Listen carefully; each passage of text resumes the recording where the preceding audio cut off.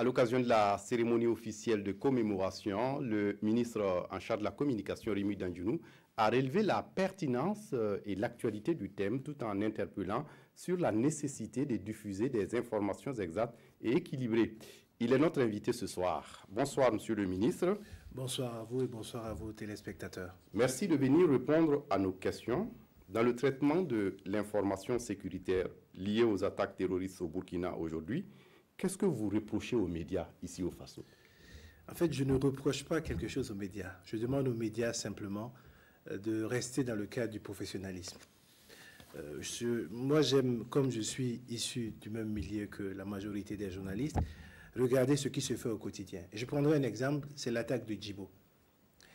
L'attaque de Djibo est intervenue et vous avez des organes de presse qui ont dit Djibo est encerclé. Moi, je me pose une question. Est-ce qu'on a besoin de dire Djibo est encerclé quand on n'a pas vérifié la source? Est-ce qu'on a besoin d'utiliser de ces genres de mots-là qui créent la psychose? Imaginez un seul instant quelqu'un qui se trouve hors du Burkina, qui a sa famille à Djibo. Imaginez dans quelle angoisse, parce que simplement on est dans la concurrence, on est dans la course, pour être le premier, on dit ce genre de choses-là. Je crois que notre métier a des règles. Et si on applique ces règles-là, Madame Bougaïra en a parlé, de façon simple, on peut arriver à gérer la question. Ensuite, vous savez, les juristes le font très bien. On regarde ce qui s'est passé à l'extérieur. On regarde ce qui s'est passé ailleurs, comment les autres se sont adaptés. Et je voudrais dire cependant que, autant je prends cet exemple-là, autant il y a des médias qui restent pondérés, qui essaient d'avoir une information cohérente. Parce qu'il ne s'agit pas de dire aux gens, on ne vous informe pas. Quand la liberté de quelqu'un est en jeu, quand sa survie est en jeu, le minimum qu'il doit avoir, c'est la bonne information. Et pour cela, nous devons rester professionnels dans le traitement de l'information. Oui, monsieur le ministre, est-ce que de cette façon, on ne court pas le risque aussi d'une presse embrigadée? Je ne crois pas. Vous savez, il y a un moment donné, on fait le choix de l'information qu'on veut donner. L'organe dont je prends pour exemple, dire qu'il y a une attaque à Djibo et dire que Djibo est encerclé, il y a une différence qui est énorme. Vous savez, j'ai la chance d'être du monde de la presse à l'origine. Je sais comment ces questions-là, on est très sensible dessus parce que le journaliste, par définition, n'aime pas trop que quelqu'un regarde le travail qu'il fait. Mais pour autant, il faut qu'on regarde les choses de façon honnête. Après, il y a des aspects qui ont été abordés. Et je l'ai même dit lors du panel de ce 20 octobre-là, il n'est pas normal qu'on n'ait pas d'autres informations en face pour que le journaliste puisse faire la part des choses et trouver le juste équilibre. Il n'est pas normal que les journalistes soient obligés d'entendre 24 heures, 48 heures, 72 heures et ne pas avoir de réponse de l'interlocuteur qui doit leur donner la juste information. Ça, c'est une vérité.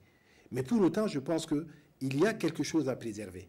Et ce qu'il y a à préserver, c'est notre information, nous la donnons pourquoi?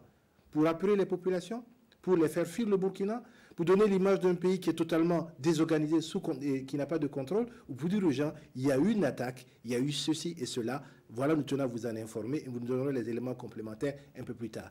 Je ne vois pas en quoi c'est difficile et en quoi on embrigade un organe de presse en lui demandant ce minimum de précaution-là. Oui, vous l'avez suivi également, monsieur le ministre, des confrères évoquent aussi le difficile accès aux sources officielles, notamment au niveau du gouvernement, mais aussi au niveau de l'armée. Qu'est-ce que vous dites pour votre défense? Il n'y a pas de défense. Vous savez, il y a quelqu'un à la sortie du panel que vous avez pris qui a dit c'est quelque chose de nouveau. À la différence des médias, où nous avons des règles qui, elles, doivent être un peu plus strictes dans le fonctionnement, notre armée, autant elle est face à une guerre sur laquelle elle n'a pas été conventionnellement préparée, autant également sa communication doit s'y adapter. On a l'habitude de dire que l'armée, c'est la grande muette. Et vous savez que le paradigme, il change difficilement. Dans tous les pays du monde, il y a eu une évolution par rapport à ça. Et malheureusement, ça prend un peu de temps au niveau de notre armée en termes de communication. Vous savez, le panel aujourd'hui, le centre de presse a dit, malheureusement, l'état-major n'est pas venu. J'ai regretté cela.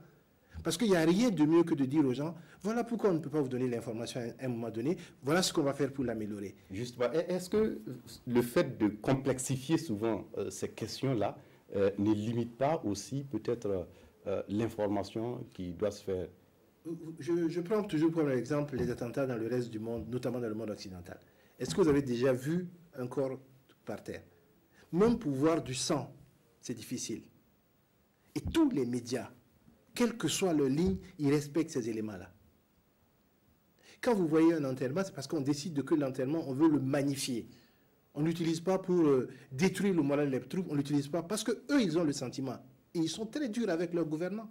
Regardez dans l'affaire de Charlie Hebdo comment les médias français ont été tués. Regardez dans les attaques du World Trade Center comment on a montré les limites du système. Mais pour autant, ils sont capables à un moment donné de dire nous avons quelque chose à préserver, c'est la survie de notre démocratie. Parce que ce qui est important de remarquer, c'est que le terrorisme, ce n'est pas la violence seulement. Le terrorisme, c'est faire croire aux gens que ceux qu'ils ont choisis pour les diriger sont incapables de le faire et que eux, ils sont le meilleur recours. C'est pour ça, dans certains pays, en fin de compte, les terroristes disent, les populations disent, bon, ok, venez nous gouverner, ça va nous éviter d'être tués. Il faut éviter que les médias soient le relais qui crée cette situation-là. Pour autant, on doit pointer du doigt les limites objectives des politiques qui sont mises en œuvre, les carences que l'on voit, mais on doit pour autant aussi informer les populations. Ce n'est pas complexe. Vous savez, c'est quand même une question de survie d'un État. C'est une question de vie. Ce n'est pas juste une question de concurrence qui va dire quelque chose plus vite que l'autre. Et là, je pense qu'il nous faut accepter d'avoir un peu de retard s'il le faut, mais de ne pas être des acteurs qui créent un embrasement et une crainte énorme et parfois pas justifiée au niveau des populations. Oui, vous l'avez relevé, un confrère le disait, c'est quelque chose de nouveau qui nous arrive ici au Faso. Est-ce que quelque part aussi, il ne faudrait pas mettre l'accent sur la formation? On a comme l'impression aussi sur le terrain que ce déficit-là pose problème dans la compréhension des questions d'éthique et de déontologie.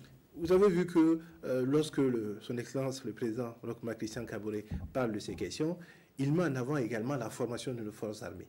Parce que le type de menace à laquelle notre armée fait face aujourd'hui, ce n'est pas la même menace que la menace conventionnelle. Donc nos militaires, nos gendarmes, nos policiers se préparent, se forment et ils attaquent ça.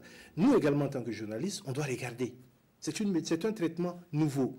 Et traiter cette information-là comme on aurait traité un accident au niveau de Rodwoko ou une bagarre entre deux coépouses à Signonguin, ce n'est pas la même chose. Parce que les impacts sont extraordinairement dévastateurs pour notre pays, pour notre démocratie. Pour autant, les journalistes doivent être présents. Parce que s'ils ne sont pas présents, il y va des questions de liberté, des questions de justice, des questions de droits humains pour ces populations-là. Donc les journalistes doivent être présents.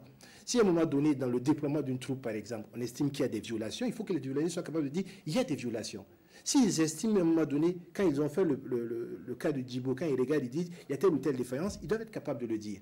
Mais il faut traiter une fois la question chaude passée, avoir le relais, et comme a dit Mme Bougaïré, avoir le recul nécessaire pour avoir ce questionnement, ce plus d'informations qui enrichit les populations et leur permettre de se déterminer par rapport à des choix qu'elles doivent faire ou par rapport à des positionnements qu'elles doivent émettre. Merci à vous, Monsieur le ministre, d'être venu répondre à nos questions. Je rappelle que vous étiez là dans le cadre de la commémoration de la Journée nationale de la liberté et de la presse. Merci pour votre disponibilité. Merci à vous et bonne fête. Et la suite